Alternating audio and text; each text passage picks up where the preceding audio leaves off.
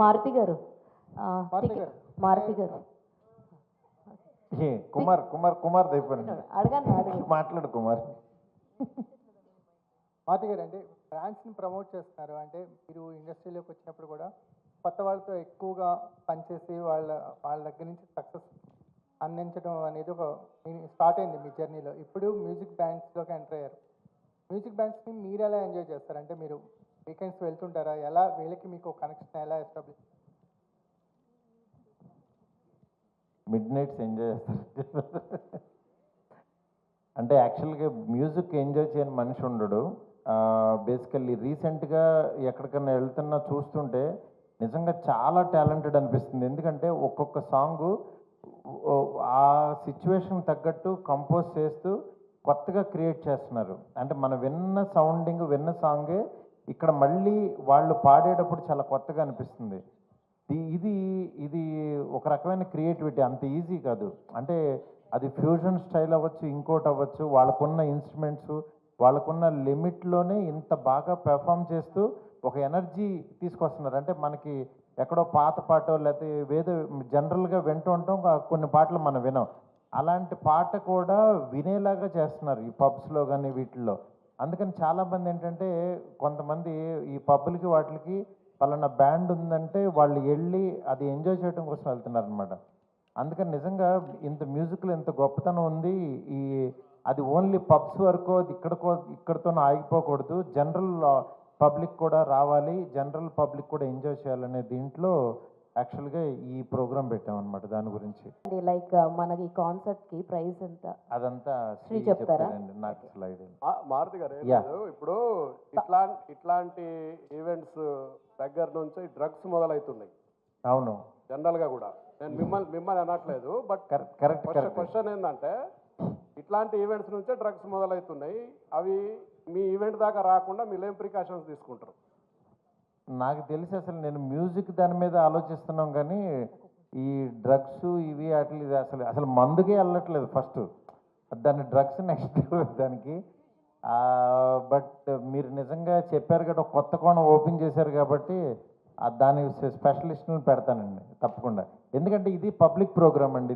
ఇది ఏంటంటే ఇది మీరు చెప్పినట్టు అలాంటివి జరగాలంటే సీక్రెట్గా ఏవో జరుగుతుంటాయి. బట్ ఇది యాక్చువల్గా పబ్లిక్లో ఒక 8,000 to 10,000 మెంబర్స్ మధ్యన జరిగే ప్రోగ్రామ్ ఇది. అంత మధ్యలో అలా చేస్తారని నేను ఊహించను. బట్ మీరు చెప్పినట్టు మంచి ప్రికాషన్స్ తీసుకుందాం తప్పకుండా. Thank you. కుమార్ క్లాప్స్ కొడుతున్నానండి. Thank you so much. Thank you Guruji. Media మిత్రులందరికీ చాలా thanks.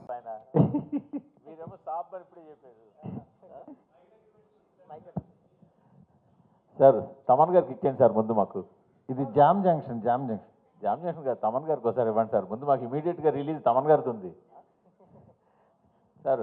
Game changer re recording ఎలా ఉండబోతుంది, పాటలు నెక్స్ట్ రెండో సింగిల్ ఎప్పుడు రాబోతుంది, ఫ్యాన్స్కి బొచ్చెడు క్వశ్చన్లు ఉన్నాయి. మీరు వాటి అన్నిటికీ ఇక్కడ సమాధానం ఇస్తే వాళ్ళు చాలా హ్యాపీగా ఫీల్ అవుతారు. మొన్న దిల్ రాజు గారు ఒక మంచి బ్లాస్ట్ ఇచ్చారు, డిసెంబర్లో రిలీజ్ అని. So will start updates from August end sir. రఫ్లీ సెకండ్ సింగిల్ రాలేదు కదా, అదే ఆగస్ట్ ఎండ్ నుంచి అనుకుంటున్నాం సార్. ఇంకా డేట్ శంకర్ గారు ఫిక్స్ చేయాలి. ఎన్ని 7 పాటలా సార్? సార్ 7 పాటలా? యాక్చువల్లీ 7 పాటలు ఉన్నాయి సార్. ఏ పాట రిలీజ్ చేస్తామని ఇంకా డిసైడ్ చేయలేదు. ఒక పాట ఆల్రెడీ లీక్ అయిపోయింది, బయటకు వచ్చింది. జరగండి అని. సో ఇప్పుడు ఇంకో నెక్స్ట్ సాంగ్ లీక్ అవ్వకముందు ఇచ్చేద్దామంట సార్. ఇంకా అవ్వదులేండి. Thank you sir. మీరు ఏకంగా గాడ్రే తాళాలన్నీ వేసారు దాన్ని. అదే సార్. మారుతి గారు మరి మీ సంగతి ఏంటి సార్? సంక్రాంతికి ఏమైనా? ఇది జామ్ జంక్షన్. మీరు ఎన్ని చెప్పినా మేము అదే అడుగుతాం సార్. ఇప్పుడు ఏం లేదు సార్, అది చెప్తాం సార్. మీకు ఫస్ట్ తెలియకుండా మేము చెప్పకపోయినా మీకు తెలుస్తుంది. చెప్పాల్సిన టైం వచ్చింది. ఏంటి సార్ ఈ మారుతి టీ మార్ట్స్ అని పెట్టారు? సో ఒక యూత్ని టాలెంట్ని అందరినీ ఎంకరేజ్ చేయడానికి మీరు మొదటి నుంచి కూడా అసలు ఆ విషయంలో ముందుంటారు. ఒక సినిమాలో ఏదో ఒకటి కొత్త టీము, కొత్త ఆలోచన. అంటే మెయిన్ తను చెప్పిన ఐడియా బాగుంది. అంటే ఒక ప్లేస్లో ఒక 6 members 6 teams ప్లే చేయడం మనకి ఇంతవరకు హైదరాబాద్లో కానీ ఎక్కడ జరగలేదు ఇలాంటి కాన్సెప్ట్. ఈ కాన్సెప్ట్ కొత్తగా ఉంది, డెఫినెట్గా చేద్దామని అనిపించింది. దాంతో వీళ్ళందరూ టీం అందరూ బాగా చేస్తున్నారు. ఓకే చేద్దామని చెప్పి నేను కానీ ఎస్కేన్ ఇద్దరం కూడా అనుకుని దెన్ వీఆర్ మూవింగ్ అట్లా. అంటే దీనికి కూడా ఒక టైప్ ఆఫ్ ఇన్వెస్ట్మెంట్ ఇది కూడా అంటే ఇప్పుడు మన ఐపీఎల్ టీమ్స్ రకరకాలుగా వస్తున్నాయి అంటే అలాగేమన్నా ఇది తెలియకుండా తర్వాత గ్రో అవుతుందండి బాగా. ఎందుకంటే టీమ్స్ అందరికి కూడా ఇప్పుడు నిజంగానే ఇది సీరియస్గా తీసుకున్నారా లేదా అని చాలామందికి డౌట్ ఉంటుంది. బట్ ఇది ఒక్కసారి బయటకు వచ్చిన తర్వాత ఇది మేము ఎలా చూస్తున్నాం అనేది నిజంగా ఇందులో పార్టిసిపేట్ చేసిన వాళ్ళకి అర్థమవుతుంది. అందుకని చెప్పి ఇది తర్వాత చాలా పెద్దగా గ్రో అవుతుంది. అందుకని చెప్పి దీన్ని ఇప్పుడు బిగినింగ్ స్టేజ్ కాబట్టి కొంచెం ఎలా ఉంటుంది. బట్ దీన్ని నెక్స్ట్ లెవెల్కి తీసుకెళ్ళిపోతున్నాం. డెఫినెట్గా చాలా పెద్ద రేంజ్లో ఆడియన్స్కి ముందు చూపించబోతున్నాం సార్. శ్రీ గారు ఇందాక మీ స్పీచ్ అంతా not my cup of tea అంట చాలా తక్కువ మాట్లాడారు. మీ స్పీచ్లో మీ అమ్మాయి గురించి ఏదైనా చెప్తారేమో అని చెప్పి చూస్తూ ఉన్నా నేను. ఎవరు మా అమ్మాయి గురించి? అవును. అంటే మీరు లాస్ట్ టైం మనం మాట్లాడుకున్నప్పుడు కూడా మీ అమ్మాయిది కానీ అబ్బాయిది కానీ టాలెంట్ గురించి చెప్పారు. సినిమాల్లో మీకు అప్పుడప్పుడు చిన్న చిన్న ఇన్పుట్స్ ఏమి ఇస్తారో కూడా చెప్పారు.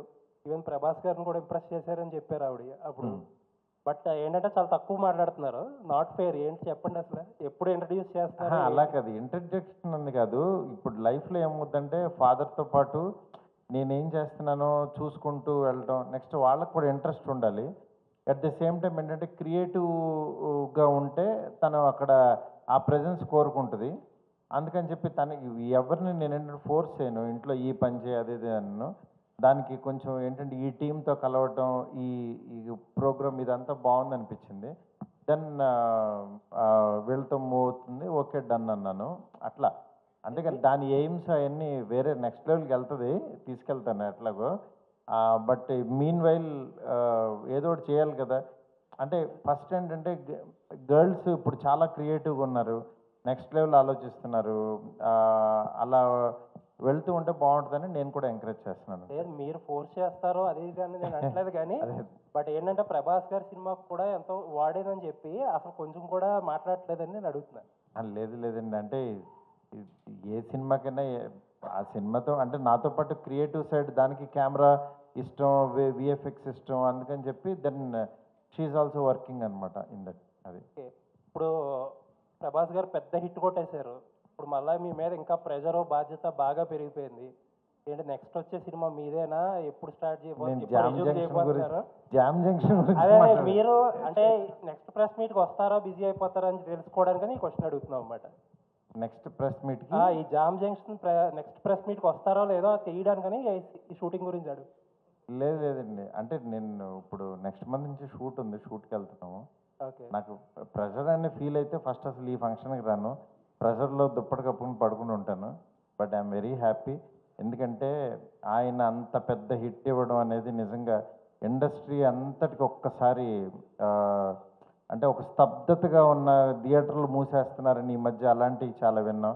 ఒక్కసారి థియేటర్లు అన్నిటికీ కళ్ళొచ్చి ఇళ్లలోంచి జనం వెళ్ళి అంత కలెక్ట్ చేయడం నిజంగా అది అద్భుతం. అలాంటి అద్భుతాలు ఆయన ఎన్నో చేయాలని, ఆ అద్భుతంలో మా అద్భుతం కూడా ఉండాలని చెప్పి మనస్ఫూర్తి కోరుకుంటున్నాను. ఫార్వర్డ్ అండి, ఇంకొక 1000 కోట్ల సినిమా కోసం చూస్తున్నాం. తమన్ గారు, మీ అందరి ఆశీస్సులు ఉంటే, మీ పక్కన ఉన్న పెద్ద ఆయన ఆశీస్సులు ఉంటే, ఎందుకంటే మేము ఎట్లా చిన్న వాళ్ళని ఎంకరేజ్ చేస్తున్నామో అట్లా మూర్తి గారు కూడా కొంచెం మంచి కొత్తగా వచ్చే జర్నలిస్టులందరిని ఎంకరేజ్ చేయాలని కోరుకుంటున్నాను నేను.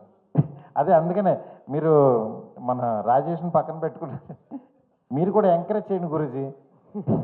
తమన్ గారు, ఇందాక గేమ్ చేంజర్ గురించి అప్డేట్ ఇచ్చారు. రాజా సాబ్ గురించి చెప్పండి. మ్యూజిక్ ఎలా వస్తుంది? మీ ఇద్దరు కాంబినేషన్ ఉన్నప్పుడు ఇంకా ఆ సినిమా గురించి ఏదో ఒకటి చెప్తే. అంటే మాకు ఇప్పుడు మీకు ఎలా ఇదో మేము స్ట్రెస్ చేసుకునే తిరుగుతున్నాం, డ్రెస్ వేసుకుని తిరగట్లేదు. మాకుండే ప్రాబ్లమ్స్ మాకున్నాయి. కల్కిలో ఆయన హిట్ కొట్టిన తర్వాత మాకు బట్ మాకేంటంటే చాలా రోజుల తర్వాత ప్రభాస్ గారు ఒక కమర్షియల్ ఆల్బమ్తో వస్తున్నారు. సో అది మాకు ఒక చిన్న బ్రీతింగ్, మంచి సాంగ్స్ డ్యాన్స్ నెంబర్స్ చేయడానికి మాకు మళ్ళీ ప్రభాస్ గారు ఇప్పుడు అలా చూడడం నాకు ఇంట్రెస్టింగ్గా ఉంది. So we just waiting for it. టెంటేటివ్గా ఫస్ట్ సింగిల్ ఎప్పుడు ఉండొచ్చు అండి? టెంటేటివ్గా ఫస్ట్ సింగిల్ నువ్వు అసలు ఆ సినిమా గురించి అడగద్దయ్యా అంటే నువ్వేంటే సినిమా కదా ఇక్కడ జామ్ జంక్షన్ అని ఇది ఒక కార్యక్రమం. ఈ ప్రోగ్రామ్ గురించి మాట్లాడు హ్యాపీగా. మీడియా మిత్రులందరూ మళ్ళీ ఇలా కలుసుకోవడం చాలా హ్యాపీగా ఉంది. Thank you so much.